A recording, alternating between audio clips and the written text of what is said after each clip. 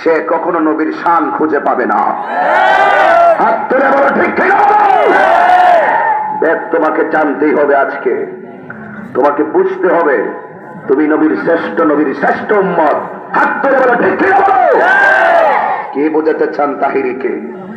কোন ভাষায় কথা বলতে চান তাহিরিকে? There is no God but Allah. Muhammad is the messenger of Allah. আল্লাহ ছাড়া কোনো মাবুদ নাই। আল্লাহর হাবিব, আল্লাহর বন্ধু, আল্লাহর দোস্ত। সকল নবীর উপাধির সাথে কালিমার মিল পেলাম, কিন্তু নবীর উপাধির সাথে স্বয়ং আল্লাহ। তুমি একটু পিছনে যাও, পিছনে চলে যাও, বক্সে সাউন্ড রিপিট করতেছে। এখানে কেউ তো বসবেন না। লা ইলাহা ইল্লাল্লাহ। আমার মুরব্বীরা মনে কথাটা বুঝতেছেন কি? বুঝতে কি অসুবিধা হইতেছে? আমি একদম জায়গায় কথা বলতেছি, একদম আপ থেকে। নবীর উপাধি হাবিবুল্লাহ, কালিমা হলো মুহাম্মদুর রাসূলুল্লাহ। সব নবীর উপাধির সাথে উম্মতের কালিমার মিল আছে। নবীর উপাধি এই হাবিবুল্লাহ আল্লাহ রসুলকে বলেছেন। What is the difference between কালিম এন্ড হাবিব? মুসা নবীর উপাধি কালিমুল্লাহ, নবীর উপাধি হাবিবুল্লাহ। দুইটার মধ্যে পার্থক্য কি? কালিমুল্লাহ হলো তিনি যিনি তুর পাহাড়ে গিয়ে আল্লাহকে বলে, আল্লাহ তুমি আমার দেখা দাও, আমার জান বাঁচানা দেখা দাও, কত তোমার সঙ্গে কথা বলবো, হ্যালো হ্যালো ভালো লাগে না, এবার তুমি আমাকে দেখা দাও। কিন্তু আমার রসুল হলো, হাবিব হলো সেই নবী যিনি বিছানায় শুয়ে থাকে, স্বয়ং আল্লাহ জিব্রাইলকে পাঠিয়ে দেয় বন্ধুর সঙ্গে দেখা করার জন্য। তো ওয়াজ কি শুনবেন? শুধু এতটুকু ওয়াজ দিয়ে বাড়িতে যান, দেখবেন রসুলের প্রেম পেয়ে গেছেন।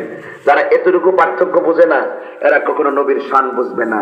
মুসা নবী গেল তুর পাহাড়ে, গিয়ে বলে, আল্লাহ আমি এসেছি তোমার সঙ্গে দেখা করতে। আল্লাহ কয়, তোমার তো সাহস কম না, জুতাগুলা নিয়ে আসছো আমার সঙ্গে দেখা করতা। জুতাগুলো খুলো। আর আমার নবী হাবিবুল্লাহ আরশে আজিমে গেছে, জুতা মুবারক গুলো খুলতে চাই। আল্লাহ কয়, ও বন্ধু, আপনি তো খলিলুল্লাহ নয়, আপনি তো কালিমুল্লাহ নয়, আপনি তো আমার হাবিব। আপনি এসেছেন আপনার জুতা মুবারক নিয়ে আমার আরশের মধ্যে উঠুন, আমার আরশকে ধন্য করে দেন। আরো জোরে বলেন সুবহানাল্লাহ। শুনুন, কি বুঝাতে চাই একটু বুঝুন ঠিক মতো, তাহলে ওয়াজও বুঝবেন, আওয়াজও বুঝবেন, তাহলে বুঝবেন আমি মূলত কি বুঝাতে চাই। মুসা কালিমুল্লাহ তুর পাহাড়ে গেল, যাওয়ার পরে সব জলে পড়ে সারকার হয়ে গেল।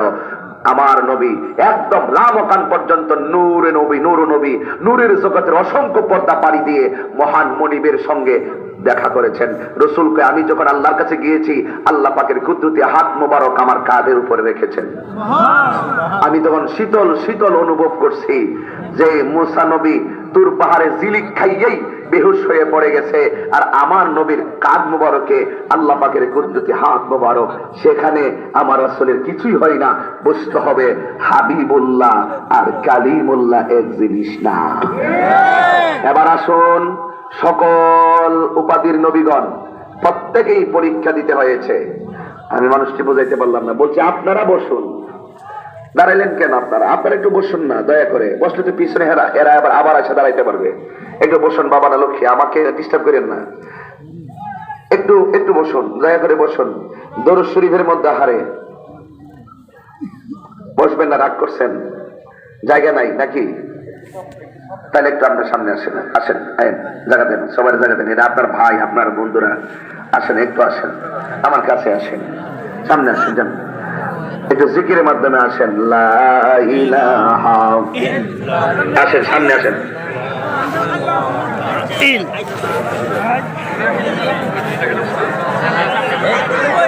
আসেন, এখন সামনে আসেন, ভিতরে ঢোকেন। লা ইলাহা ইল্লাল্লাহ, লা ইলাহা ইল্লাল্লাহ, আল্লাহু আল্লাহু আল্লাহু আল্লাহু হক, লা ইলাহা ইল্লাল্লাহ, লা ইলাহা ইল্লাল্লাহ, লা ইলাহা ইল্লাল্লাহ, লা ইলাহা ইল্লাল্লাহ, লা ইলাহা ইল্লাল্লাহ, লা ইলাহা লা ইলাহা ইল্লাল্লাহ, আল্লাহু আল্লাহু আল্লাহু আল্লাহু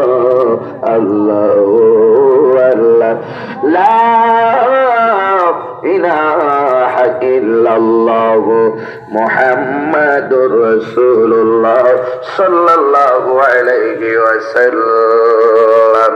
একটা জবানও বন্ধ রাখবেন না, চিৎকার মেরে বলুন সুবহানাল্লাহ। আমার বাবাজিরা,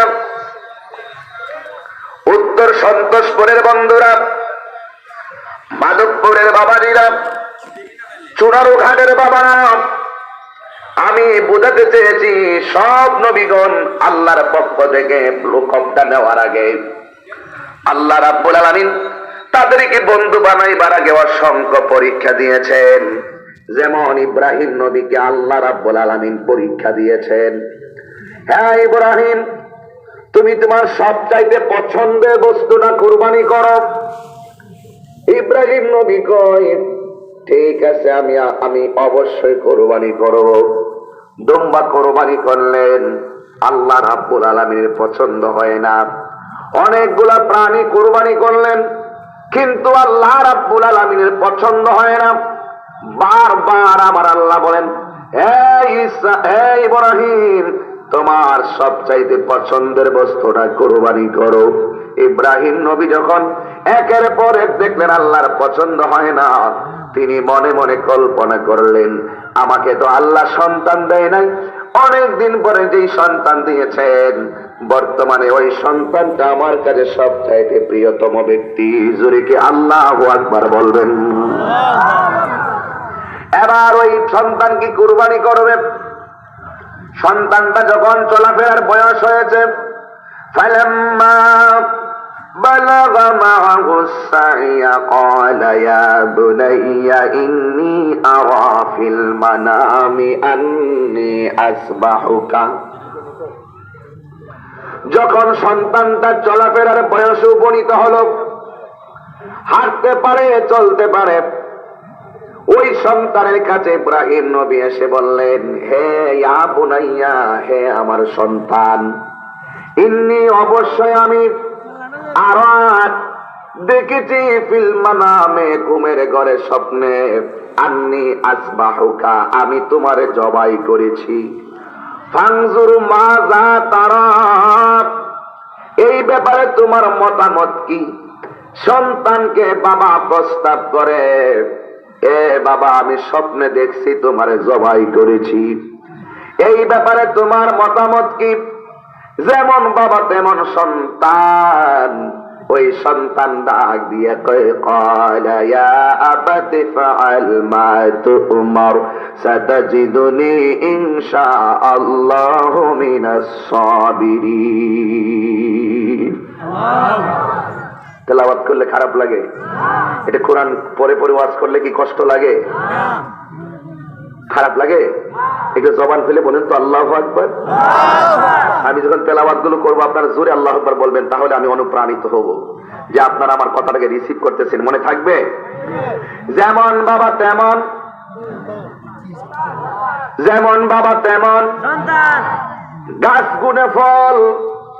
ওই সন্তান ডাক দিয়ে কয়, ইয়া আবাতি ফাআল মা তু'মার সাতাজিদুনি ইনশাআল্লাহু মিনাস সাবিরিন।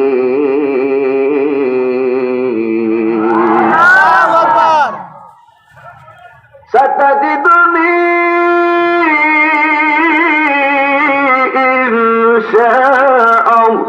ইনশাআল্লাহু মিনাস সাবিরিন।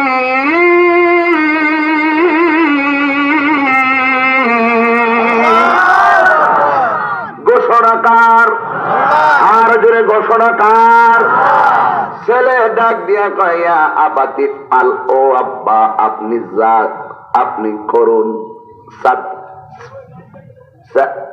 কি? ইয়া আবাতি আল মা তু'মার, মা তু'মার মানে হলো যা আপনি আদিষ্ট হয়েছেন। আল্লাহর পক্ষ থেকে আপনি যা আদিষ্ট হয়েছেন আপনি তাই করুন। মানে হলো বাবা, আপনি বলছেন আমারে জবাই করেছেন, সাতাজিদুনি, অবশ্যই আপনি আমাকে। ছেলে কি? ছেলে রাজি। লাস্টে কয় ইনশাআল্লাহ, যদি আল্লাহ ইচ্ছা করে মিনাস সাবিরিন, আমাকে আপনি ধৈর্যশীলদের অন্তর্ভুক্ত পাবেন। জোরে কি সুবহানাল্লাহ বলবেন না? এবার ছেলেটাকে নিয়ে রওনা হয়ে গেলেন। নেওয়ার পরে এমন একটি জায়গায় গেল, যেই জায়গার নাম হলো মিনা। মিনায় যাওয়ার পথে শয়তান ডাক দিয়ে কয়, এ হাজেরা, তোমার সন্তান তুমি কোথায় দিতেছ? তুমি কি জানো না সন্তানটারে তোমার স্বামী জবাই করে ফালাইব? আর এই দিক দিয়া ইব্রাহিম নবী হাজারারে কয়, আমার সন্তানটারে সুন্দর করে গোসল করাইয়া সাজায় আতর গোলাপ দিয়ে দাও। আমি বড় বিশাল বড় লোকের বাড়িতে মেহমান খেতে যাব, দাওয়াত খেতে যাব। এবার হাজারা সুন্দর করে গোসল করাইয়া দিলেন। সন্তানটা রওনা হয়ে গেল। হাজারাকে শয়তান কুমন্ত্রণা দিল। হাজারা ডাক দিয়ে কয়, আমার সন্তানকে যাই করুক না কেন, আমি চুল পরিমাণে এই ব্যাপারে বিচলিত হব না। মাঝপথে সন্তানকে ডাক দিয়ে, তুমি কই যাও? কই আমার আব্বার সঙ্গে বিশাল বড় লোকের বাড়ি দাওয়াত খেতে যাই। শয়তান ডাক দিয়ে কই, তুমি কি জানো না তোমাকে এক জায়গায় নিতেছে তোমার আব্বা জবাই করে দেওয়ার জন্য? বারবার যখন ডিস্টার্ব করে, হযরত ইসমাঈল আলাইহিস সালাম হাতের মধ্যে কয়েকটা কঙ্কর নিয়ে বারবার নিক্ষেপ করলেন। এই জন্য ওই জায়গার ভিতরে গেলে এখনো হাজী সাহেবেরা কঙ্কর মারা লাগে। কথা বলেন ঠিক কিনা? এবার সন্তানকে নিয়ে গেলেন।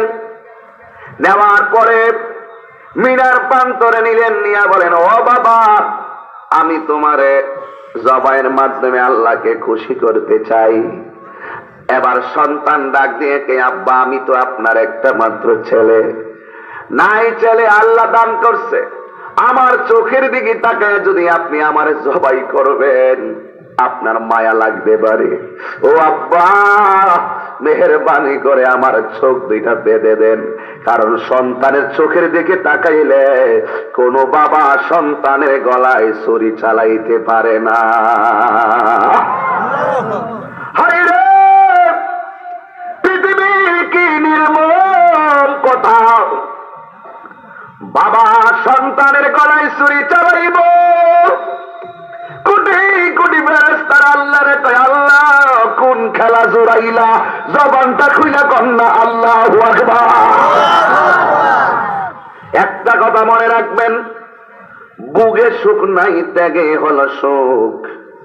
এবার ইব্রাহিম নবী গলার মধ্যে ছুরি চালাইব।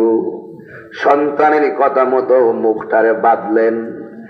এবার গলায় ছুরি চালাইবে। সন্তান ডাক দিয়ে কয়, আব্বা আপনি যখন গলায় ছুরি চালাইবেন আমার হাতটা নড়াচড়া করতে পারে, আমার পাটা নড়লে আপনার জবাইয়ের ভিতর আপনি আমার জবাই করার পরে আমার গায়ের কাপড়ের মধ্যে রক্ত লাগা থাকবে। এই জামাটা আমার আম্মারে নিয়ে দেখাইবেন। হয়তোবা আম্মা জামাটা দেখলে ছেলের বিরহের কথা বলতে পারবে।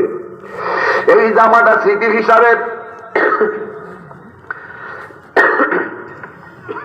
এই জামাটা স্মৃতি হিসাবে আমার আব্বার কাছে আমার আম্মার কাছে আপনি রেখে দিবেন। এবার সন্তানটাকে সুন্দর করে তিনি শোয়ায়া দিলেন। শোয়ায়া দেওয়ার পরে গলার মধ্যে যখন ছুরিটা চালাইব, ওই মুহূর্তে সন্তান ডাক দিয়ে, আব্বা একটা কথা আছে। কই কি কথা? আব্বা আমার হাতের বাঁধনটা খুইল্লা দেন, আমার চোখের বাঁধনটা খুইল্লা দেন। বাবা ডাক দিয়া কই, বাবু তুমি দি বলছো হাত বাঁধার জন্য, এখন কেন তুমি আবার হাত খোলার কথা বলো? সন্তান ডাক দিয়ে কই, আব্বা আপনি যদি আমার হাত বাঁধা জবাই করেন তাইলে কিয়ামত পর্যন্ত মানুষ আপনারে মিথ্যা অপবাদ দিবে। সবাই বলবে আমি জবাইয়ের ভিতরে রাজি ছিলাম না, আপনি আমারে জোর কইরা জবাই করছেন। মেহেরবানি করে আমার বাঁধন গোলা খুলে দেন। জোরে কে সুবহানাল্লাহ বলবেন না? কি আল্লাহর সন্তুষ্টি! কি একটা মশা কামড় দিলে ফাঁক করে ওঠেন। আবার জিহাদ করবেন আর গলায় ছুরি, প্রশ্নই আসে না, প্রশ্নই আসে না। আল্লাহকে পাওয়া এত সহজ নয়, সহজ নয়, খুব কেয়ারফুল। এবার সন্তান ডাক দিয়ে আব্বা হাতের বাঁধন খুললা দেন, পায়ের বাঁধন খুললা দেন। এখন বলুন তো, তারা যে একটা ময়দানে বাবা ছেলে প্রতিযোগিতায় নেমে গেছে, এই প্রতিযোগিতাকে তুমি আর কোন মানুষকে সন্তুষ্ট করার জন্য নাকি আল্লাহকে সন্তুষ্ট করার জন্য? আল্লাহকে। এবার বাঁধনটা খুলে দিলেন, ডাক দিয়ে কয় বাবা, আমি যদি তোমার বাঁধন খুলেছি, চোখ খুলে দিয়েছি, কিন্তু তুমি কি নড়াচড়া করবা না? যেমন বাবা তেমন সন্তান। ডাক দিয়ে কয় আব্বা জান, আল্লাহর কসম করে বলি, সাতাজিদুনি ইনশাআল্লাহু মিনাস সাবিরিন। ও আব্বা, আব্বা গো, খোদার কসম করে বলি, ছুরিটা গলায় চালাইবেন, দেহ থেকে কল্লাটা আলাদা হয়ে যাবে, আমার একটা হাত লড়বে না, পাও লড়বে না, ইনশাআল্লাহ আপনি আমাকে ধৈর্যশীলদের অন্তর্ভুক্ত পাবে।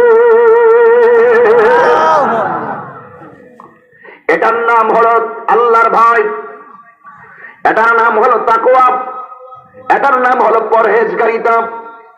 জীবন চলে যাবে কিন্তু ঈমান যাবে না। এবার আল্লাহ যখন তাকে পরীক্ষার ময়দানে বাবা সন্তানের সামনে দাঁড় করে দিল, বাবা সন্তানকে শুয়াইল, ফালাম্মা আসলামা, দুইজন রাজি, বাবাও রাজি, ছেলেও রাজি। ওয়াতাল্লাহু লিল জাবিন। এই ছেলে সামনে বসছো কেন? আল্লাহু আকবার বললা না কেন? ভালো করে বসো, ঠিক মতো বসো, একদম মাটিতে বসো না, মাটিতে বসো, মাটিতে বসো, বসো মাটিতে, একদম কাপড় ময়লা হয়ে যাক, সমস্যা নাই। আল্লাহ কার কাপড়ের দিকে তাকাবে না, কার রূপের দিকে তাকাবে না, আল্লাহ তাকাবে মানুষের অন্তরের দিকে।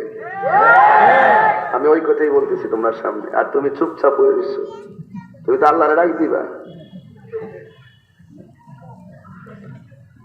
ফালাম্মা আসলামা,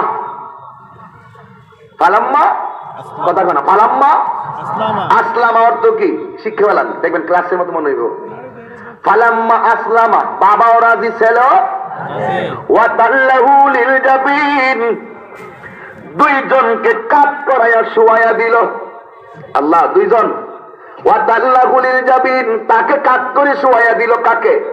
ইসমাইলকে কাট করাইয়া যখন শুয়াইয়া দিল, তখন ইসমাইলের গলার ভিতরে ছুরিটা চালাইতে গেল। আল্লাহ ওই মুহূর্তে ডাক দিয়া কয়, ওয়ানাদাইনাহু আইয়া ইব্রাহিম।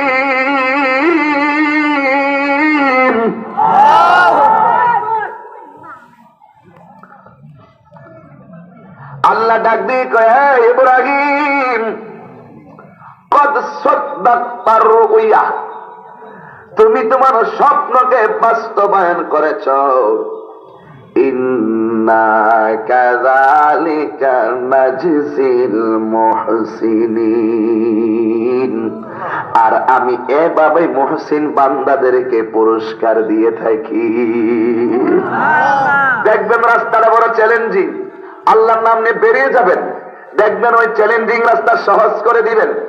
রাস্তার অনেক বাধা, আপনি সাহস নিয়ে সামনে যাবেন, দেখবেন আল্লাহ খুলে দিবেন।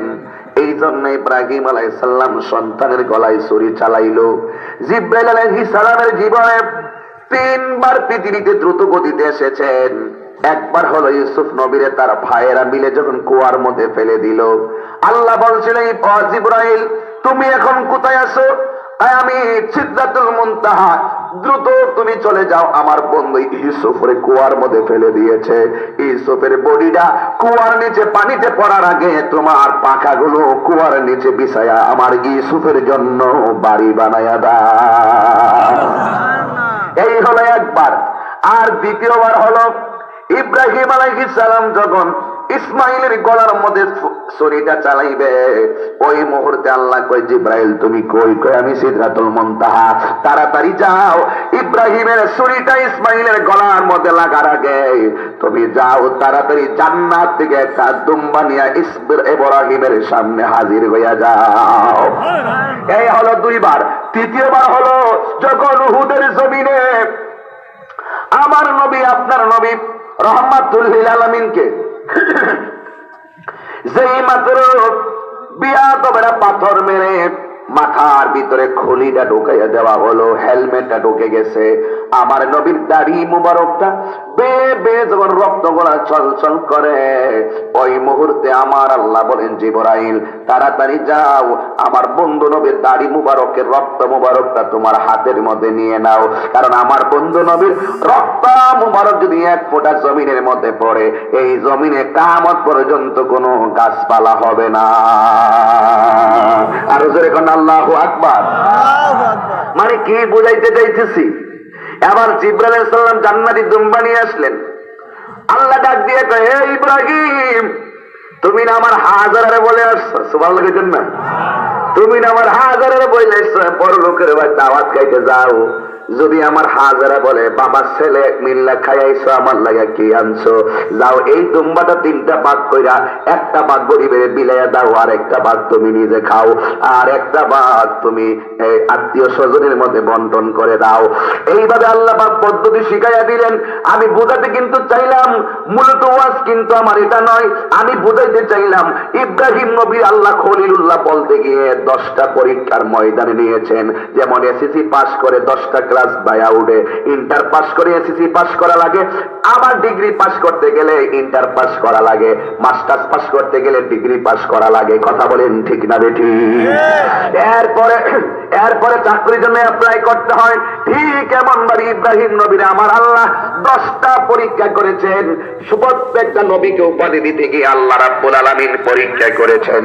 আর ইব্রাহিম নবীর আমার আল্লাহ 10টা পরীক্ষার পরে বলছেন খলিলুল্লাহ বন্ধু রে, আমি বুঝাইতে চাই ওই কথাটাই আপনাদেরকে সন্তোষ করে। এবার ইব্রাহিম নবীর আল্লাহ এত কঠিন পরীক্ষা দিয়া আল্লাহ বানাইছে খলিলুল্লাহ, কিন্তু আমার নবীর আল্লাহ হাবিবুল্লাহ বানাইছে। একটা পরীক্ষাও আমার আল্লাহ বন্ধু নবীরে দেই নাই, বরং আমার আল্লাহ বলেছেন ওয়ালা সাউফা ইউতিকা রাব্বুকা ফাতারদা। আর জোরে বলা লাগবে আল্লাহু আকবার। আমার বন্ধু নবীরে আল্লাহ রাব্বুল আলামিন একটা পরীক্ষাও দেয় নাই, না দিয়ে আমার আল্লাহ বললেন হাবিবুল্লাহ। চিৎকার মেরে কি আল্লাহু আকবার বলবেন না? এই জন্য আমি বুঝাতে চেয়েছিলাম ওই কথাটাই। মূসা নবীর আল্লাহ কালিমুল্লাহ বলেছেন, নূহ নবীর নাজিউল্লাহ বলেছেন, প্রত্যেকটা নবীর আল্লাহ পরীক্ষা দিয়েছেন, কিন্তু আমার নবীর আল্লাহ পরীক্ষা দেয় নাই। এমন একটা নবীর উম্মত আল্লাহ রাব্বুল আলামিন আমাদেরকে বানিয়েছেন। হায়রে যুবকের দল, কি ভাষায় বলবো ওই নবী রাহমাতুল লিল আলামিন কিভাবে এই ইসলামটাকে হকটাকে প্রতিষ্ঠা করার জন্য নিজের বদন মুবারক থেকে রক্ত মুবারক জড়িয়েছেন। আল্লাহু আকবার। রক্ত মুবারক জড়িয়েছেন। শুধুমাত্র তাই নয়, আমার নবী আপনার নবী রাহমাতুল লিল আলামিন তিনি যখন দ্বীনের প্রচার করার জন্য কাফেরদের সামনে যাইতেন, একদিন এক কাফের আমার নবীর গাল মুবারকে থাপ্পড় মেরে দিয়েছে। নাউজুবিল্লাহ বলেন। আমার নবীর গাল মুবারকে থাপ্পড় মেরেছে। সামনে এমন একজন সাহাবী দাঁড়ায় রইছে, যে এই সাহাবী তার বাবার কল্লাটা ফালাইয়া দিছে একমাত্র আমার নবীরে পাগল বলার কারণে। ওই সাহাবীর নাম হলো হযরত ওমর রাদিয়াল্লাহু তাআলা আনহু। চিৎকার মেরে বলেন সুবহানাল্লাহ। আবার ওই উপরের সামনে নবীরে থাপ্পড় দিল। ওমর ডাক দিয়া কয় ইয়া রাসূলুল্লাহ, নবী, ও মায়ার নবী গো, ও দয়ার নবী, আমার বাবা আপনাকে মুখের কথা বলেছে, পাগল বলেছে, আমার বাবার কল্লাটা আমি ফেলে দিয়েছি।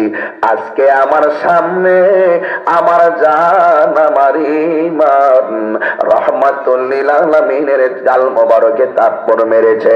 আমি তো শান্ত থাকতে পারি না। এবার ডাক দিয়ে কয় ওমর, ক্ষান্ত হও, ধৈর্যশীল হও। আপনারা বলেন, ধৈর্যশীলদের সাথে যদি পৃথিবীর কেউ না থাকে, একজন আছেন, তিনির নাম কি?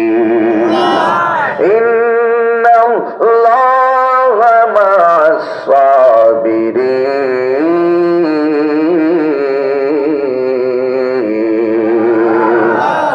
নিশ্চয় আল্লাহ রাব্বুল আলামিন ধৈর্যশীলদের সঙ্গে রয়েছেন। আমার নবী ওমরের ডাক দিয়ে, কে ওমর, তুমি ধৈর্য ধারণ করো। ওমর তো গরম সাহাবী, ঠিক কি না বলেন? ওমর ডাক দিয়ে, কি ইয়া রাসূলুল্লাহ, আমার সামনে আপনাকে তাকবীর মারছে, ওর কল্লা ফলাই দেবো। আমার নবী কয়, না না। এবার একটু পরে আমার নবী তার দিকে এগিয়ে যাচ্ছেন। ওমর মনে করেছে আমার নবী মনে হয় নিজের প্রতিশোধটা নিজেই নিবে। এই কথা বললা ওই ইহুদির সামনে গেলেন, কাফেরের সামনে গিয়া বললেন, আপনি যে আমার থাপ্পড় দিয়েছেন, আপনার হাতের মধ্যে কোনো ব্যথা পাইছেন? এটার নামই হলো হাবিবুল্লাহ, যিনি প্রতিশোধ নেয় না, শুধু ক্ষমা করে দেয়। যিনি প্রতিশোধ নেয় না, যিনি ক্ষমা করে দেয়, এটার নামই হলো হাবিবুল্লাহ। এই জন্য ওমর ডাক দিয়ে কয়, আমার নবী কেমন নবী? ওই লোকটার প্রতিশোধ নেয় নাই, এই লোকটারে যায়া বলে, আপনার হাতের মধ্যে কোনো ব্যথা পাইছেননি? আজকে আমরা তো সেই নবীর উম্মত, দৈরালা ফালাইয়া দেখায়ালা, ক্ষমা করতে জানি না। নোয়াপাড়া বাজারে কাউকে আঘাত করে দিলে জগদীশপুরে তার প্রতিশোধ হয়, জগদীশপুরে কাকে মেরে দিলে নোয়াপাড়া বাজারে প্রতিশোধ হয়। এবার সামনে দিয়ে গেছে আমার বাড়িতে আসুক, শুধুমাত্র দৈরালা ফালাইয়ালা খায়ালা। ইহুদিরা কয় মুসলমান সব শেষ করিয়া পালা। মুসলমান কয় ইহুদির কাছে টাকা খাইয়া ইমান বেচ্চা ফালা। এমন লোক সমাজে আছে না নাই? আপনি কি মনে করেন করোনা এমনি আইছে? আপনি কি মনে করেন করোনা মহামারী এমনিতে আসছে? দেখছেননি এই করোনা আসার কয়েক মাস আগে দেখছেননি সারাটা বিশ্বের মধ্যে একটা অস্থিরতা লেগে গিয়েছিল। আল্লাহ রাব্বুল আলামিন আমাদেরকে একটু করোনার মহামারী দিয়া, মিসকল দিয়া সারাটা পৃথিবীর ক্ষমতাধর রাষ্ট্রগুলোরে পর্যন্ত আল্লাহ স্তব্ধ বানাইয়া দিছে। কি হলো? স্তব্ধ বানাই দিছে। কানাডার প্রধানমন্ত্রী বলতে বাধ্য হয়েছে, আমাদের আর কিছু করার নাই, এবার ফাইসালা আসবে কোথায় থেকে? আকাশ থেকে। ডোনাল্ড ট্রাম্প পরাজিত হয়েছে একমাত্র করোনার মোকাবেলায় অদূরদর্শিতার কারণে। কিন্তু তাকিয়ে দেখেন চীন, তাকিয়ে দেখেন লাশের মিছিল। ভারত তাকিয়ে দেখেন লাশের মিছিল। আমেরিকা তাকিয়ে দেখেন লাশের মিছিল। কত জায়গায় লাশের মিছিল, লাশের মিছিল। কিন্তু আল্লাহর রহমতে এই বাংলাদেশ ছোট্ট একটি রাষ্ট্র, WHO, ওয়ার্ল্ড হেলথ অর্গানাইজেশন, বিশ্ব স্বাস্থ্য সংস্থা, তারা বলেছিল এই বাংলাদেশে 4 থেকে 5 লক্ষ লোক করোনায় মারা যাবে। কিন্তু আল্লাহ তাকে রক্ষা করে পৃথিবীর কোন টার্গেট পূরণ হয় না। কথা বলেন ঠিক কিনা বলেন? আল্লাহ আমাদের বাঁচিয়ে রেখেছে। আমাদের এখন কি করণীয়? মনে রাখেন না করোনা এমনিতে আসছে। আপনারা কি না করছেন? বাংলাদেশের মানুষ কি না করছেন? বহুত সন্তান বাবার প্রতি আসক্ত, বহুত সন্তান নেশায় আসক্ত হয়ে বাবার গলায় ছুরি চালাই দিচ্ছে। কি না করছেন আপনারা? আপনারা কি না করেছেন? নাফরমানি করতে করতে করতে করতে আমরা যখন চূড়ান্ত পর্যায়ে পৌঁছে গিয়েছি, ঠিক তখনই তো আল্লাহ পাকের কোরআনের আয়াত আমাদেরকে স্মরণ করে দেয়, যুহারাল ফাসাদু বিল বাররি ওয়াল বাহরি বিমা কাসাবাত আইদিন নাস। এই পৃথিবীতে যত আযাব বলো, গজব বলো, সব আমাদের হাতের কামাই। কথা বলেন, সব আমাদের হাতের কামাই। আমরা ঝুলুম করেছি। আর না হয় এই বাংলাদেশকে আল্লাহ পাক এই পর্যন্ত, আমার তো একটা জিনিস বিষয় মনে হয়, আমাকে অনেকে বলেছেন, হুজুর এই করোনার ভিতরে আপনি লক্ষ লক্ষ মানুষ নিয়ে, হাজার হাজার মানুষ নিয়ে, আপনি সচেতন মানুষ, এইভাবে প্রোগ্রামগুলো আপনি আয়োজন করতে যদি না দেন তাইলেই তো চলে। আমি বলেছি, দেখেন, যার মরণ যেভাবে লিখে রেখেছেন, করোনা না থাকলেও মরণ হবে, করোনা থাকলেও মরণ হবে, ঘরে থাকলেও মরণ হবে, বাহিরে গেল মরণ হবে। আল্লাহ যাকে রক্ষা করে পৃথিবীর কেউ তাকে কিছু করতে পারে না। কিন্তু আর না হয় আমার বাংলাদেশে আইসোলেশন নাই, হোম কোয়ারেন্টাইন তো নাই, লকডাউন তো মানেই না, ঔষধ তো নাই, কিসের কি যে মাস্ক পরেন, এগুলো কি মাস্ক? স্বাস্থ্যবিধির কোন মাস্কও নয়। তারপর আল্লাহ পাক আমাদেরকে হেফাজত করেছেন। এখন আমাদের বাহাদুরি করার কিছু নাই, আমাদের সেজদায় পড়ে থাকার দরকার। এই বাংলাদেশকে আল্লাহ রক্ষা করেছেন 360 আউলিয়ার উসিলায়। আপনাকে মানতে হবে। আমার বিবেকে এটাই নাড়া দেয়। আমার রাসূল দুইটা দেশের জন্য দোয়া করেছেন। আজকে গত পরশুদিনও পত্রিকায় লিখতে বাধ্য হয়েছে পৃথিবীর মধ্যে সবচাইতে নিরাপদ জায়গা সোনার মদিনা। ওরা শেষে হলো মানতে বাধ্য হয়েছে। মদিনায় যাইতে লকডাউন দেওয়া হয়েছিল, শেষ পর্যন্ত বলতে বাধ্য হয়েছে এই জায়গাটাই হলো পৃথিবীর সবচেয়ে নিরাপদ। আর সেই নিরাপদ জায়গাটাই হলো আমাদের বাংলাদেশের কোটি কোটি আশিকে রাসূলদের প্রেমের ঠিকানা। ঠিক কিনা বলেন? সেই প্রেমের ঠিকানার সাথে যার প্রেম থাকবে সেখানে একটা রহমত থাকবে, এটাই স্বাভাবিক। কথা বলেন ঠিক কিনা? আল্লাহর দোহাই দিয়ে বলি আর নাফরমানি করবেন না। আল্লাহ কিন্তু সুযোগ দিয়েছেন, এখন আমাদের উচিত সেজদায় পড়ে থাকা। যে আল্লাহ যে আমাদেরকে রক্ষা করেছেন, আমাদের উচিত আমাদের সেজদায় পড়ে থাকা। কারণ আমরা শুকরিয়া আদায় করতে হবে, কৃতজ্ঞতা জ্ঞাপন করতে হবে। যারা কৃতজ্ঞতা জ্ঞাপন করতে পারে না তারা অকৃতজ্ঞ, আর অকৃতজ্ঞ যারা তাদেরকে আল্লাহ পাক পছন্দ করে না। কারণ আল্লাহ পাক যাকে দয়া করে এভাবেই করে। ঠিক না বেঠি? আল্লাহ যাকে দয়া করে এভাবেই করে। এই জন্যই তো আল্লাহ যখন বেজার হয়ে যায় তখনই মানুষের উপরে বিভিন্ন ধরনের আযাব দেয়, গজব দেয়। এখন আমি যদি আপনাদেরকে প্রশ্ন করি, এই জগদীশপুরের মানুষ, এই উত্তর সন্তোষপুরের মানুষ, আপনাদের যারা এসেছেন আপনারা কারা কারা চুরি করে এসেছেন? হাত তোলেন। আপনারা বলবেন হুজুর লজ্জা লাগে। আমি যদি বলি কে কে ঘুষ খেয়ে এসেছেন, হুজুর হাত তুলতে লজ্জা লাগে। আমি যদি বলি কে কে সুদ খেয়ে এসেছেন, হাত তুলতে লজ্জা লাগে। কে কে মাকে কষ্ট দিয়ে এসেছেন, হাত তুলতে লজ্জা লাগে। একটি কথা মনে রাখবেন, আমার সামনে কয়েকজন মানুষ আর আমি এখানে আছি। এই হাজারো মানুষের ভিড়ে, হাজারো মানুষের ভিড়ে আপনি হাত তুলতে লজ্জা পাচ্ছেন। কিন্তু মনে রাখবেন, আপনার অপরাধের কথা আপনার বন্ধু জানে না, আপনার অপরাধের কথা আপনার মা জানে না, আপনার অপরাধের কথা আপনার বোন জানে না। কিন্তু কেউ যদিও না জানে, একজন জানেন, জবান খুলে বলুন তিনি কে? আরো যদি বলেন তিনি কে? তো আল্লাহ পাক যখন যার প্রতি অসন্তুষ্ট হয় তখনই বিভিন্ন আযাব আর গজব আসে। ঠিক ঠিক এমনই ভাবে নবীদের মধ্যে একজন নবী যার নাম হলো হযরতে মূসা কালিমুল্লাহ। জবান খুলে বলেন নামটা কি? নাম কি? মূসা কালিমুল্লাহ। যিনি কি নরম নবী না গরম নবী? জোরে বলেন। গরম। আমাদের যে হাওয়া গরম, এই গরম, মেজাজ গরম। আজরাইলে আসছে, মূসা নবী কি খবর? আজরাইল, ইয়া কি ভাই আজরাইল কি লেগে আইছেন হঠাৎ করে? আল্লাহ পাঠাইছে আপনার রুহুটা নিবার লাগিয়া। খোদ রুহু কি আর দূর থেকে নন যাইব, কাছের থেকে এনেন। পরে আজরাইল কাছে আসছে, আসার পরে মূসা আলাইহিস সালামের বাম হাতটা ঘুরাই আজরাইল একটা থাপ্পড় দিছে। এই চোখটা, বাম চোখটা ফালাইয়া গালের মধ্যে ঝুলাই দিছে। আজরাইলে দৌড়ায় আল্লাহর কাছে যায়, আল্লাহ তুমি জানি না শুনে এমন একটা লোকের কাছে পাঠাইছো, আমি গেছি তার রুহু কবজ করতাম, সে উল্টা রেডি হয়েছে আমার রুহু কবজ করবার লাগে। আল্লাহ কয় আবার যাও, মাপ চাই, আমি আর যাইতাম না। এটার নাম হইল মূসা কালিমুল্লাহ। এই মূসা কালিমুল্লাহ আল্লাহর সঙ্গে তোর পাহাড়ে কথা কইতো, কিন্তু একদিন তার একটা কওম আছে, যে কওমে লক্ষ মানুষ ছিল। ওই কওমের মানুষগুলো মূসা নবীরে যাইয়া ডাক দিয়ে কই, মূসা নবী গো, আমাদের এই কওমের মধ্যে বৃষ্টি হয় না, পশু পাখিগুলো না খেয়ে মারা যাচ্ছে, আর বৃষ্টি না হওয়ার কারণে আমরা বড় ফসলাদি নষ্ট হওয়ার আশঙ্কা করছি। আপনি একটু আল্লাহকে বলুন না বৃষ্টির ব্যবস্থা হবে কিনা। মূসা নবী গেলেন, গিয়ে তুর পাহাড় থেকে ফিরে এসে বললেন, উম্মত একটা কাজ করো, আমরা একটা নামাজ পড়বো ময়দানে। যেমন আমাদের দেশে সলাতুল জোহর আছে, সলাতুল আসর আছে, সলাতুল মাগরিব আছে, সলাতুল ইশা আছে, সলাতুল ফজর আছে, সলাতুল তাহাজ্জুদ আছে, সলাতুল ইশরাক আছে, সলাতুল আওয়াবিন আছে। ঠিক এমন ভাবে একটি নামাজ আছে যে নামাজের নাম হলো সলাতুল ইস্তিসকা। নামাজের নাম কি? সলাতুল ইস্তিসকা। এই নামাজটা আল্লাহর হাবিব পড়তেন যখন দেখতেন বৃষ্টি আল্লাহ বন্ধ করে দিছে, সাহাবাদেরকে নিয়ে নামাজটা মাঠে পড়তেন। মাঠে পড়ার পরে মাঠ থেকে আল্লাহর হাবিব যাইতেও পারে নাই, মুষলধারে বৃষ্টি নাজিল হয়ে যেত। সুবহানাল্লাহ। এটার নাম হলো সলাতুল ইস্তিসকা। আমার দেশে এখন নাই। আপনার বয়স কত?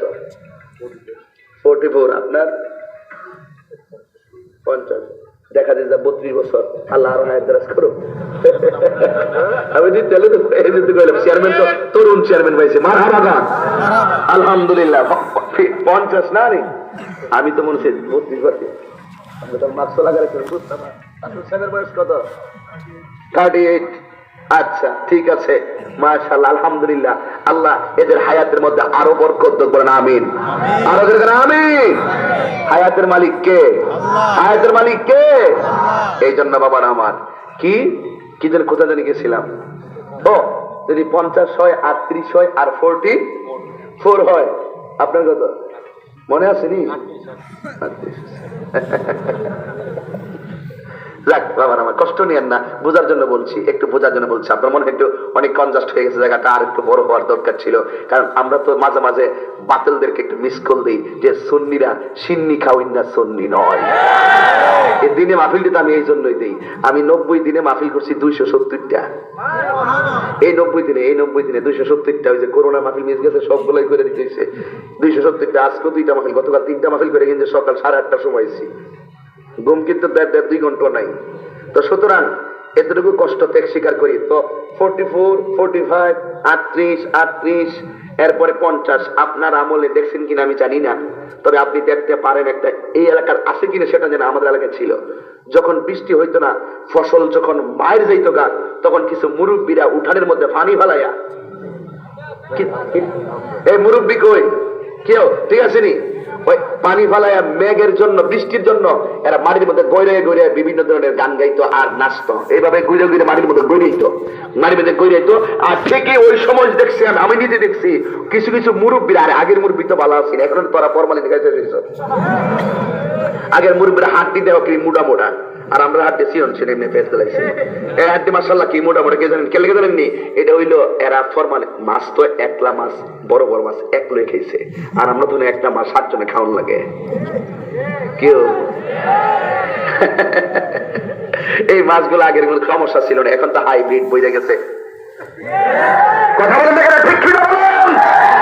একটা ফল খাইতে গেলেও সন্দেহ লাগে। আমি তো ফল ধরিও না, আমার মানে খুব অস্থির লাগে, কারণ বিশ্বাসই করা যায় না এত সুন্দর ফল ভিতরে ফরমালিন। কি আশ্চর্য, কোথায় পড়েছি? গজব তো নিজেই ডেকে আনতেছি, মানুষকে ধোঁকা দেওয়া হচ্ছে। কথা বলেন ঠিক কিনা বলেন? চেয়ারম্যান সাহেব যখন দেখতাম মাটিতে পানি ফেলে দিয়ে এরা গান গাইতো, আল্লাহ মেঘ দাও, পানি দাও, ছায়া দাও না, এইভাবে কিন্তু এরা গান টান গাইতো। কথা বলেন ঠিক নেবে ঠিক? তো মুসা আলাইহিস সালাম বললেন, এই উম্মত, তোমাদের এখানে বৃষ্টি হয় না, শোনো আমি নামাজ পড়বো। নামাজ পড়ার পরে যে দোয়াটা, এই দোয়ার দাম কম না বেশি? জোরে বলতে হবে, কম না বেশি? নামাজ পড়ার পরে যে দোয়াটা, এই দোয়াটা আল্লাহ বেশি পছন্দ করে। মুসা আলাইহিস সালাম নামাজ পড়ালেন, নামাজ পড়ায় আল্লাহকে ডাক দিয়ে বলেন, আল্লাহ এই কওমের মানুষগুলা যেমন তেমন পশুর দিকে তাকাইলে আমার মন মানে না। ওরা না খেতে খেতে বৃষ্টির অভাবে পেটটা পিঠের সঙ্গে লেগে গেছে। আল্লাহ গো, তাদের কওমের মধ্যে, আমার এই কওমের মধ্যে তুমি বৃষ্টিটা নাজিল করে দাও। ও বন্ধুরে, আল্লাহ রাব্বুল আলামিন ডাক দিয়ে বলেন, হে মুসা কালিমুল্লাহ, তুমি আমার কাছে বৃষ্টি প্রার্থনা করতেছ, বৃষ্টির জন্য তোর পাহাড়ে এসে আমার কাছে অ্যাপ্লাই করেছো, আবার বৃষ্টির জন্য সালাতুল ইস্তিসকা নামাজ পড়েছো, কিন্তু আমি আল্লাহ বৃষ্টি না দেওয়ার পিছনে একটা কারণ আছে। কয় কারণটা কি? কয় তুমি যাদেরকে নিয়ে নামাজ পড়ছো, এই নামাজীদের ভিতরে এই লোকটা আছে, এই কওমের মধ্যে একজন লোক আছে, এই লোকটা 40 বছরের ভিতরে এমন কোন গুনাহ নাই লোকটা করে নাই। এই লোকটা দিনে গুনাহ করে, প্রকাশ্যে গুনাহ করে, গোপনে গুনাহ করে, এমন কোন গুনাহ নাই লোকটা করে নাই। এই গুনাহের কারণে আমি আল্লাহ বেজার হয়ে গেছি, এই জন্য আমি আল্লাহ বৃষ্টি দেওয়া বন্ধ করে দিয়েছি। চিৎকার মেরে কে আল্লাহু আকবার বলবেন না? এবার মুসা কালিমুল্লাহ ডাক দিয়ে কয়, হে আমার আল্লাহ, অপরাধ করছে একজন, গোটা কওমের মধ্যে, এই কথা খুব গুরুত্বপূর্ণ, অপরাধ করছে একজন, গোটা কওমের মধ্যে কেন বৃষ্টি দেওয়া বন্ধ করে দিলা? অন্যায় করলে একজন করেছে, গোটা সমাজের মধ্যে কেন তুমি বৃষ্টি দেওয়া বন্ধ করে দিলা? এবার আল্লাহ ডাক দিয়ে কয়, মুসা রে, আমি গোটা সমাজের ভিতরে বৃষ্টি বন্ধ করার একটা মাত্র কারণ হলো একটাই, এই লোকটা অপরাধ করতো প্রকাশ্যে, কিন্তু সমাজের অনেক মানুষ চোখে তাকায়া দেখতো কিন্তু প্রতিবাদ করতো না। আর অপরাধীকে সমর্থন দেওয়াও আরেকটা অপরাধ। কথা বলেন ঠিক কিনা?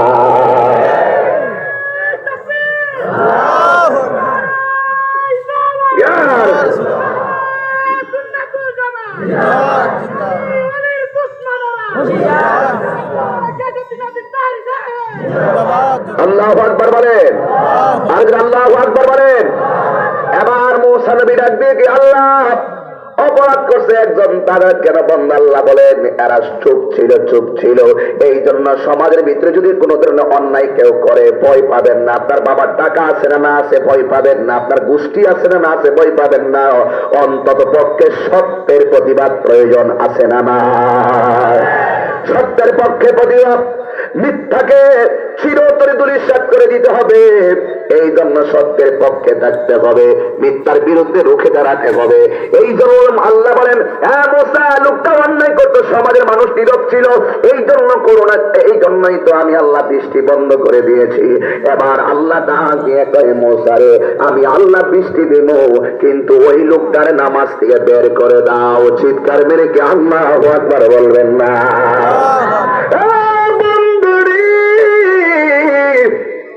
মুসা নবীকে আল্লাহ লক্ষ লক্ষ মানুষ, আমি শুরু থেকে যদি বলি নামাজিটা বের হয়ে যাও, সে তো পিছনে তাকে আমার কণ্ঠ শুনবে না। আমার কথাটা তার কানে কিভাবে পৌঁছাইতাম যে 40 বছর ধরে গুনাহ করছো, তোমার কারণে বৃষ্টি হয় না, তুমি বের হয়ে যাও। সে যদি পিছনে থাকে আমার কণ্ঠটা তো শুনবে না। এত মানুষের ভিড়ে আমি কেমন করে কানে কানে পৌঁছাবো? আল্লাহ ডাক দিয়ে কি মুসা তুমি শুধুমাত্র ঘোষণা করে দাও, প্রত্যেকের কানে কানে তোমার সাউন্ডটা পৌঁছাইয়া দিব আমি আল্লাহ। জোরে জোরে বলেন সুবহানাল্লাহ। এবার আল্লাহ রাব্বুল আলামিন যেই মাত্র মুসা নবীর কথা বললেন, ওই মুহূর্তে মুসা আলাইহিস সালাম বললেন ঠিক আছে আমি বলতেছি, ইয়া আইয়ুহাল মুসাল্লিন আল হাজিরুন, এ উপস্থিত মুসল্লিয়ানি কেরাম, আল্লাহ বৃষ্টি দেয় না কেন আমার কাছে বলেছে। কয় কি বলেছে? এই এই বেটা তুমি কই যাচ্ছ? কি রে? সর্বনাশ, সুবহানাল্লাহ সুবহানাল্লাহ। বেটা কিতা বুঝতেছে? এর গেট লাগাইতেছে না কিতা? যাক প্রাকৃতিক কারণ থাকতে পারে, জান ভাই আমার আইসেন উজু টুজু ফিরে। আপনার মনে একটু কষ্ট হইতেছে, দুঃখ লাগতেছে, বৃষ্টি দেওয়ার মালিককে। অন্যায় যদি কোথাও দেখেন বুবা বয়ে দেখবেন। আমার একজন তাহিরি সাহেব এমুকে যেমনি ওয়াজ করে আপনি কি এমনি ওয়াজ করতে পারেন না? এরা দিয়ে ওয়াজ করে কেউ কিছু কয় না। আমি বললাম আমি তো এমুক না, আমি তাহিরি সাহেব, আমি আমার মতো কথা বলেন, ঠিক না বেটি? আমি যতক্ষণ পর্যন্ত হক কথা বলতে না পারবো ততক্ষণ পর্যন্ত আমার কলিজা শান্তি লাগে না। তারপরে ওয়াজটা কোন জায়গায় দিতেছি আপনার কেউ টের পাবেন একটু পরে। আমি একটু বুঝাইয়া দিয়ে যাই আল্লাহ কত দয়াশীল, কথা বলেন, ঠিক না বেটি? আজকে আল্লাহ দয়া করছে বলেই তো সমস্ত কাজ বন্ধ করে দিয়েছেন আপনারা। আল্লাহর জন্য নবীর জন্য পাগল হয়ে সন্তোষ করে এসেছেন, কথা বলেন, ঠিক কিনা বলেন? আবার আল্লাহ ডাক দিয়ে কয় মুসা তুমি বলো সবার মুখে মুখে কানের মধ্যে আমি তোমার সাউন্ডটা পৌঁছে দিব। মুসা নবী বলার পরে সবার কানের মধ্যে আওয়াজটা চলে গেছে। লাখো লাখো মানুষ, কিন্তু কেউ নামাজ থেকে বের হয় না। সবাই অপেক্ষা করতেছে 40 বছর ধরে নাফরমানটা কেড়ায়, যার কারণে আমার আল্লাহ রাব্বুল আলামিন বৃষ্টি দেয় না। আজকে নাফরমানটারে দেখতে হবে, কিন্তু নাফরমানটাও বের হয় না। আরে আমি 40 বছর ধরে গুনাহ করেছি, এখন বের হলে আমি সমাজের কাছে ধরা খাইয়া যাবো, কিন্তু সেই লোকটাও বের হয় না। এখন বৃষ্টিও নাজিল হয় না। এখন শেষ পর্যন্ত মুসা নবী কই নাফরমান তুমি বের হয়ে যাও, তোমার কারণে আজকে আমাদের এই দুর্গতি, কিন্তু লোকটা বের হয় না। মুসা নবী বলে আর একটু সময় দিলাম, তুমি বের হয়ে যাও, কিন্তু দেখা গেল লোকটাও বের হয় নাই। হাজার মানুষ কাউকে বের হতে দেখে নাই, মুসা নবীও কাউকে বের হতে দেখে নাই। বের হওয়ার আগে আল্লাহ রাব্বুল আলামিন আসমান থেকে মুষলধারে বৃষ্টি নাজিল করে দিয়েছে। আল্লাহু আকবার। এবার মুসা আলাইহিস সালামের কিছু উম্মত আছে, যেই উম্মত গুলো মুসা নবীর ডাক দিয়ে কি ব্যাপার, আপনি বুঝে কথায় তোর পার যায় কোন, আপনি বললেন লোকটা বের হলে বৃষ্টি নামবে, এখন দিয়ে লোকটাও বের হলো না, বৃষ্টি নেমে গেল। আপনি কি আমাদেরকে ধোঁকা দিয়েছেন নাকি? মুসা নবীকে না না না, তোমাদের সঙ্গে কথা হবে না, কথা হবে একজনের সঙ্গে, জবান খুলে বলুন তিনি কে? এবার মুসা কালিমুল্লাহ ডাক দিয়ে আল্লাহ তুমি বললা লোকটা মজলিসে আছে, এই লোকের কারণে বৃষ্টি হয় না, এখন লোকটা বের হলো না, বৃষ্টি নাজিল হইয়া গেল, তুমি কি আমাকে লাখো উম্মতের মাঝে লজ্জা দিছো নাকি? আল্লাহ ডাক দিয়া বলে, মূসা, ও মূসা রে, আমি কেন বৃষ্টি নাজিল করছি জানো নি রে মূসা? আমি আল্লাহ তো অন্তরের খবর জানি। ও মূসা, যখন তুমি ঘোষণা করছো লোকটা বের হওয়ার জন্য, ওই লোকটা কিন্তু নামাজের ভিতরে ছিল, যে খবরটা কেউ জানতো না, আমি আল্লাহ তো জানি। হ আল্লাহ তুমি জানো, এই লোকটাকে বের কথা আমি তো বলে দিয়েছি। হ আল্লাহ তুমি বলে দিয়েছো। এরপরে বৃষ্টিটা কেন নামাইছি জানো নি? কয় কেন? এই লোকটা নামাজের ভিতরে তাকিয়া আমি আল্লাহ রাব্বুল আলামিনের কাছে মনে মনে দুইটা হাত বাড়াইয়া দিয়া ডাক দিয়া বলে, আল্লাহ তুমি রহমান, তুমি গফফার। ও আল্লাহ, আল্লাহ গো, 40 বছর ধইরা গুনাহ করি, দিনেও গুনাহ করি, রাতেও গুনাহ করি। ও আল্লাহ, কেউ জানে না, তুমি জানো। কোনদিন মানুষের কাছে আমার ধরা খাওয়াও নাই। ও আল্লাহ, আজকে লাখো মানুষের সামনে তুমি আমারে ধরা খাওয়াইও না গো আল্লাহ। আমি তোমার কাছে তওবা করি গো আল্লাহ। এই কথা বলিয়া ওই পাগলটা চোখের পানি ফালাইয়া দিছে। আল্লাহ ডাক দিয়া কয়, ও পাগল, ও মূসা রে, এই পাগল হাজার মানুষের ভিড়ে যখন আমার কাছে কাকতি মিনতি করে, এভাবে যেন পাগল তওবাটা কইরা ডাক দিয়া কয়, মালিক,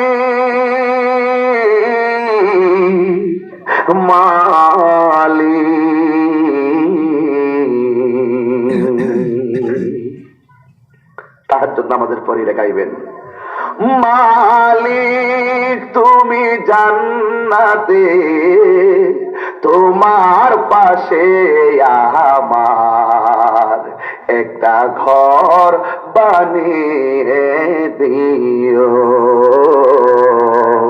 একটা ঘর বানিয়ে দিও মালিক,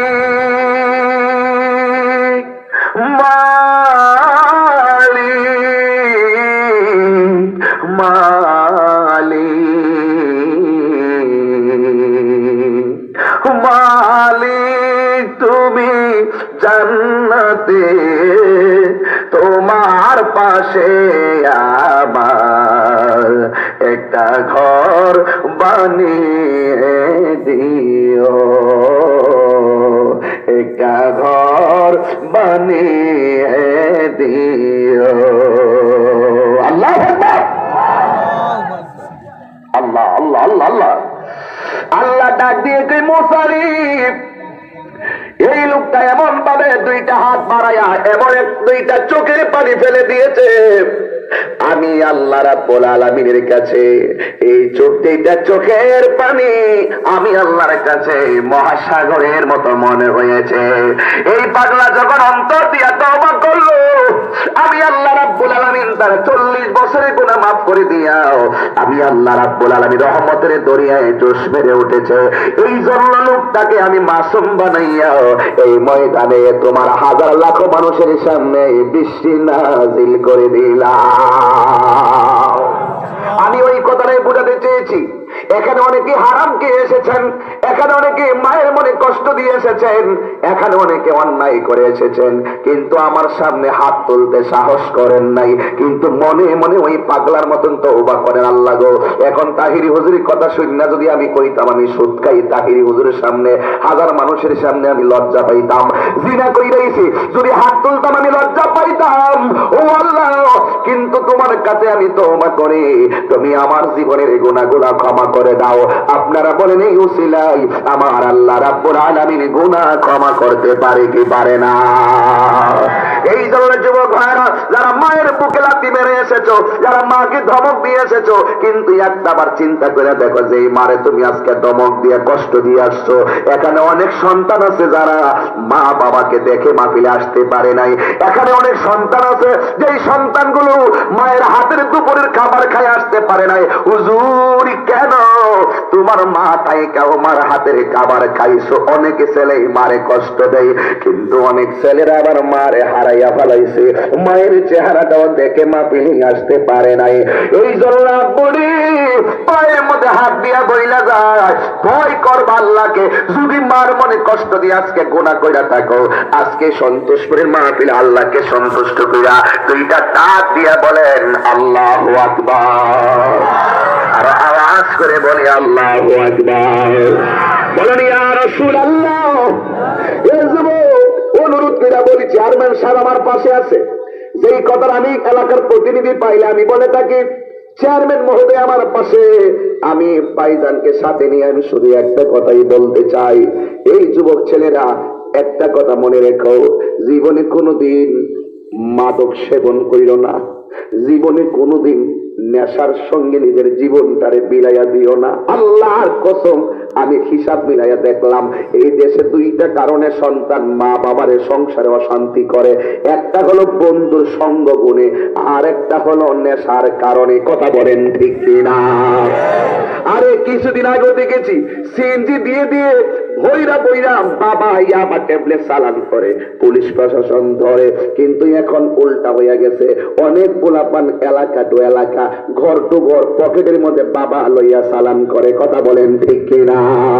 তুমি পকেটে নিয়ে চালান করো, মহিলারা প্রেগনেন্সি মহিলার মতন এইভাবে জেলের মধ্যে কিছু ইয়াবা ট্যাবলেটের প্যাকেট বানাইয়া এলাকার মধ্যে চালান করে। আম্মা ও যুবক ভাই, টাকার জন্য তুমি যতই হারাম রাস্তা বেঁচে নাও না কেন, আমার নবী বলেন 7টা কাজ মানুষকে ধ্বংস ডেকে আনে। একটা হলো মানুষকে যদি সে খুন করে তার ধ্বংস অনিবার্য।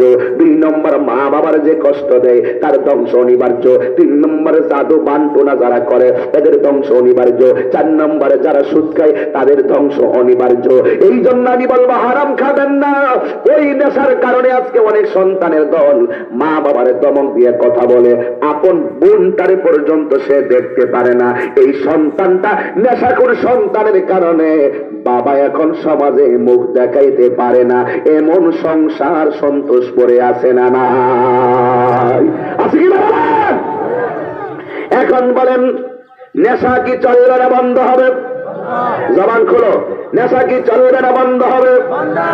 কোরআনের আলোতে তোমাকে আসতে হবে, কারণ আমার নবী দ্বীনের জন্য কত কষ্ট করেছেন, রক্ত মোবারক জড়িয়েছেন। এই জন্য যুবক মায়ে ধরে বলে যায়, আজকে ছেলেগুলোর মধ্যে অনেক পরিবর্তন দেখা যায়। এই ছেলে তুমি দাঁড়াও, দাঁড়া, ওঠ, ওই যে লাল চোর, ওঠ, ওঠ, এটা কি চোর? ধরে দেখেন না, এই যে দেখেন কি অবস্থা, দেখেন তোমার আব্বা আসেনি, এই দাঁড়াও, তোমার আব্বা আসেনি, তোমাকে এইভাবে চুন রাখতে কে বলছে? আজকে ওয়াদা করো, হাত তোলো। আর কি লাল চুল থাকবে তোমার? হাত তোলো, সোজা করো,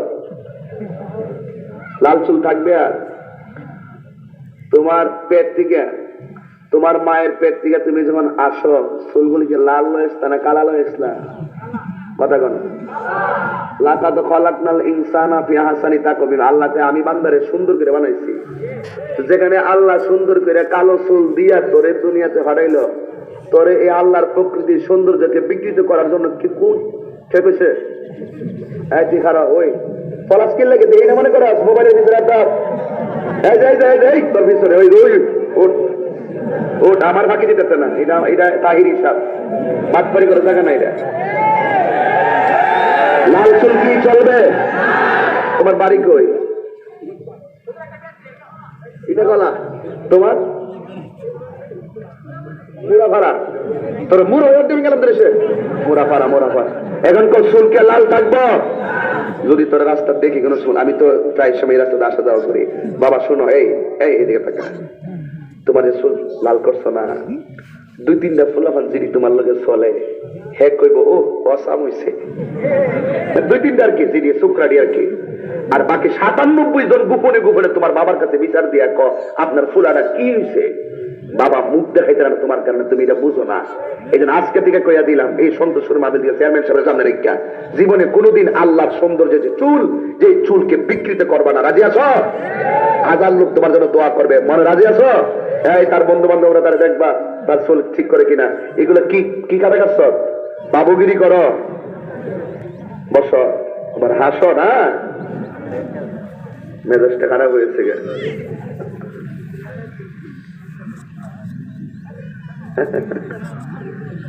কিছু কালেকশন লাগবে, নগদ না বাকি? অসুবিধা নাই, এটা ব্যাপার না, এটা হইব। কে হইতো নি একটু জিকির হইতো নি আজকে? শোনেন শোনেন, আপনারা যে কেমন জানেন আমি জানি, কিন্তু আপনারা কি লেগে যায় এটা আমি বুঝি। শোনেন, এই বাবা, এই বাবা, আব্বা কই জানো আসতে মুয়াজ্জিন সাহেব জান আজান দিতেইব। তবে একটা কথা কইতাম চাই, কইও না, যান যান যান, আপনারা না তো লাল চুল থাকবো, তুই না পুরো মেজাজটা খারাপ করলে শুধু এখন কেসে দেখলে একটু দিলে কইলে আমি যেই বেটা মেশিনটি আছে না, মেশিনটি এমন থেকে একটা মেশিন নিয়ে যাবো, টান দাল এটা দেবো একবারে একটা ইতিহাস করে দেবো দেশের মধ্যে তাহির হিসাব, ঠিক কিনা বলেন? একটা চুলের স্টাইলও অনেক কিছু বহন করে। কোন ছেলেটা কোন ভাবে চলতেছে, যেই জেলে ছেলে, যেই সমাজের ছেলে যত ভদ্র, এই সমাজটা তত সভ্য। কথা বলেন ঠিক কিনা বলেন? এই জন্য ক্ষমা ক্ষমা করার মালিককে, রাগ করবেন না, ক্ষমা করার মালিককে। আমি বলছিলাম বাবার কথা। বাবা নিজের বাবারে, বাবার একদম মন চায় না, রাত 3টার পরে সারে একজনে যায় কানাকানি করে, বাবা আসেনি, আছে তো মরার ঘরের মনে আছে তো, খাইয়া পরে রাস্তার মধ্যে ভাল লাগবো। বাবা খাইবেন, ইয়াবা খাইবেন, সমস্যা দেখেন কি? 1 নম্বর খাইবেন, আপনার জীবন শেষ। 2, আপনার মা বাবার স্বপ্ন শেষ। 3, আপনার কারণে আপনার বন্ধু একটা মহল শেষ। 4, আপনার কারণে সমাজটা শেষ। 5, আপনার কারণে দেশ হুমকির মুখে। এই জন্য বলুন, যেই ছেলের হাতে কলম এবং সভ্যতার সাদা কাগজ থাকবে, সেই হাতে কি বাবা, ইয়াবা, ফেঞ্চি, হারাম কি মানায়? মানায় না। আজকে ওয়াদা করবেন, কি হারাইছেন, কি পেলেন, কি হারালেন তা বড় কথা নয়। আমি কি হারিয়েছি তা বলছি। গত মার্চ মাসের 5 তারিখে আমার আব্বা দুনিয়া থেকে বিদায় হয়ে গেছে। এমন ভাবে অনেকের মা, অনেকের বাবা বিদায় হয়ে গেছে। সন্তান, তোমাকে বলি, আমি তাহিরি, আমাকে যদি বলো যে আমি এতটুকু এসেছি কোন শক্তিতে, আমি গর্ব করে বলবো আমি আমার মায়ের দোয়ার বরকতে এসেছি। মা চেয়ারম্যান সাহেবকে জিজ্ঞেস করেন, আপনি চেয়ারম্যান হয়েছেন কোন বলয়ে হয়েছেন? তিনি বলবে আমি আমার মা বাবার দোয়া হয়েছি। এই মানুষটার দোয়া ছাড়া পৃথিবীর মধ্যে কেউ লক্ষ্যস্থলে পৌঁছতে পারে না। কথা বলেন ঠিক কিনা বলেন? এই মায়ের সেবা আমরা চাই কি চাই না? আরে আমি তো এখনো বাড়িতে গেলে আব্বার খাট দেখলে, আব্বার চৌকি দেখলে, আব্বার কাপড়গুলো দেখলে আমার আব্বার কথা মনে হয়। রাতের বেলা যখন যাই দেখি যে দরজাটা খোলা, আমি যখন দেখি মনে হয় যেন আব্বার শুয়ে রয়েছে, তখন আমার ভিতরে ওই ছাত্র জীবনে একটা সঙ্গীত শুনতাম এভাবে, দরজাটা খুলতে কে যায় ধোকা, মা বুঝি বলছে এলে নাকি খোকা, দরজাটা খুলতে কে যায় ধোকা, বাবা বুঝি বলছে এলে নাকি খোকা, বুকের ভেতরটা নড়ে চড়ে ওঠে, চোখ বেয়ে জল নেমে আসে, শুধু মানে, শুধু মানে, শুধু মানে, শুধু মানে, এই সেই ঘর, এই সেই খাট, বিছানার পাশে আছে পানের বাটা, চশমাটা পড়ে আছে পাশে, শুধু মানে, শুধু মানে, শুধু মানে, শুধু মানে, জানি ফিরে পাবো না হারানো তিথি, বাবা শুধু তাহিরির প্রেমে বাঁধা স্মৃতি। জানি ফিরে পাবো না হারানো তিথি, মা শুধু আজ তাই প্রেমে বাঁধা স্মৃতি। বুকের ভেতরটা নড়ে চড়ে ওঠে, চোখ বেয়ে জল নেমে আসে, শুধু মানে শুধু মানে শুধু মানে শুধু মানে আমি কে মন করে দেব মাটি, আমি কে মন করে দেব মাটি তোমারি কবরে। মা তুমি আমার আগে যেও না গো মরে, মা তুমি আমার আগে যেও না গো মরে। মাগো তোমার মতো লয় না কেউ আমায় কোলে টানি, আঁচল দিয়ে মোছে না কেউ, আঁচল দিয়ে মোছে না কেউ আমার চোখের পানি। হাইরে মা জননী আমার, হাইরে মা জন। এ যুবক বিদায় বেলা কি বলতে চাই শ্রবণ করো। জীবনে কোনোদিন মারে কষ্ট দিবা না, জীবনে কোনোদিন বাবারে কষ্ট দিও না। আমি তাহিরি প্রতি মাহফিলে 5 মিনিট মায়ের কথা কেন বলে জানোনি? কারণ আমি দেখেছি বাবা নামক বটবৃক্ষটায় যদিও ফল না ধরে তোমার সারা জীবন ছায়া দিব, এই ছায়াটা যার মাথার উপরে নাই তার মতন অসহায় সমাজে আর কেউ নাই। কথা বলেন ঠিক কিনা? এই জন্য পড়ি পায়ের মধ্যে হাত দিয়ে বলি, জীবনে কোনোদিন মা বাবারে দুঃখ দিও না, মা বাবারে কষ্ট দিয়া তাহিরি কাছে আইসা তাহিরির কাছে মুরিদ হইয়া আব্বা আব্বা কইবা। তোমার মতন মুরিদ আমার দরকার নাই। মা বাবা রাজি থাকলে আমার আল্লাহ রাজি, মা বাবা কষ্টে থাকলে আমার আল্লাহ কষ্ট পাই। কথা বলেন ঠিক কিনা? এই জন্য বাবারা আমার যুবক আজকে দিকে তওবা করো। ওই পাগলের মতন সব গুনাহ লইয়া গাড়ি বান্ধা মাহফিল আইলাম, আমার মারে আমি কষ্ট দিছি, আল্লাহ গো আর কষ্ট দিতাম না। আমি মারে কষ্ট দিতে দিতে এখন মা আমার আল্লাহ বিল্ডিং এর মালিক বানাইছে, কিন্তু মা কবরে চলে গেছে। আজকে আমার লক্ষ লক্ষ টাকা মা নাই, মারে দিতাম পারি না। মারে যখন দেওয়ার সময় ছিল তখন দেই নাই, টাকার হিসাব করছি। এখন মা কবরে চলে গেছে, কিন্তু এখন আমি টাকা দিয়ে কি করব? এখন মারে তো আমি কষ্ট দিয়া দুনিয়া থেকে বিদায় করেছি। এই গুনার গাঠিটা বাইন্দা যারা মা পেলে এসেছেন ওই পাগলার মতো তওবা করেন, আল্লাহরে ডাক দিয়ে বলবেন, আল্লাহ আমি গুনাহ করেছি, মারে কষ্ট দিয়েছি, আল্লাহ আমার মা তো এখন কবরে চলে গিয়েছে, আমার আম্মার মেহেরবানি করে তুমি ক্ষমা করে দাও। ঈসা নবী একদিন রাস্তা দিয়ে যাচ্ছে, দেখতেছেন একটা কবরের মধ্যে আযাব হচ্ছে। তিনি পরের দিন আবার কবরটা গেলেন, যাইয়া দেখেন ওই কবরের ভিতরে আযাব, ওই কবরটা জান্নাতের বাগান আল্লাহ বানাইয়া দিছে। ঈসা নবীকে আল্লাহ আগের দিন দেখলাম জাহান্নাম, পরের দিন দেখলাম জান্নাত। তার কারণটা কি? ওই লোকটা যেদিন থেকে মারা যায় তার কবরে আগুন জ্বলছিল, কিন্তু মেয়ে ছেলেটা মারা যাওয়ার সময় তার স্ত্রীটা গর্ভবতী ছিল, কিন্তু মারা যাওয়ার পরে সন্তানটা হয়েছে। এই সন্তানটা বড় হওয়ার পরে আজকে প্রথম যাইয়া হুজুরের কাছে বিসমিল্লাহ কোরআনের সবক নিয়েছে। ওই সন্তানের কোরআন তেলাওয়াতের উসিলায় আমি আল্লাহ তার সন্তানের আব্বার কবরটারে জান্নাত বানাইয়া দিয়েছি। সুবহানাল্লাহ।